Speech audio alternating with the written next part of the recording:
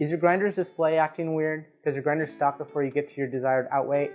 I'm Elliott from Baratza Support. I'm here to walk you through troubleshooting steps to see what could be going awry with the scale on your Sette 270 WI.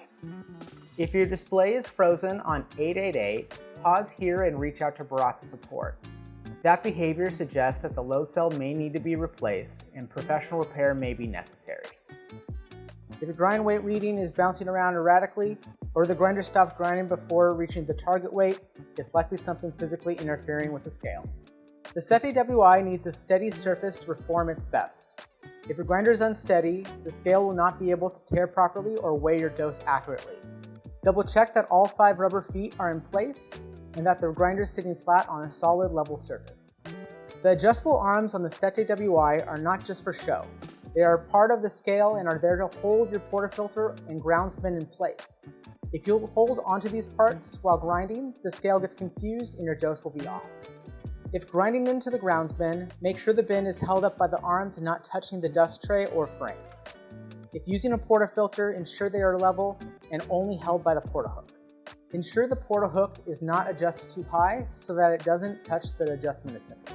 If no physical interference is present, but the final grind weight is either a bit too high or too low, try clearing the cache. Double tap the play button to clear the cache. CC will display once the cache has been cleared. After clearing the cache, the grinder will need 3 to 4 grinds to correct the offset and begin grinding more accurately. If the grind weight creeps after grinding, static may be interfering with the scale. Static is more common in dry environments and can be reduced by misting whole bean coffee with a bit of water before grinding. It's rare to need to recalibrate the scale since the Sette WI is pre-calibrated at the factory, but if you're still seeing issues after trying the previous troubleshooting steps, calibrating the scale might help. The calibration process must be done fairly quickly, so I'd recommend having everything ready to go before you begin. You'll need a 500-gram weight in the grounds bin. First, remove the dust tray in the grounds bin.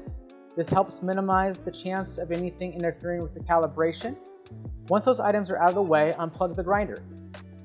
Press and hold preset number 1. While pressing this button, go ahead and plug the grinder back in. Continue to hold this button until the display reads cal. From there, go ahead and release preset 1.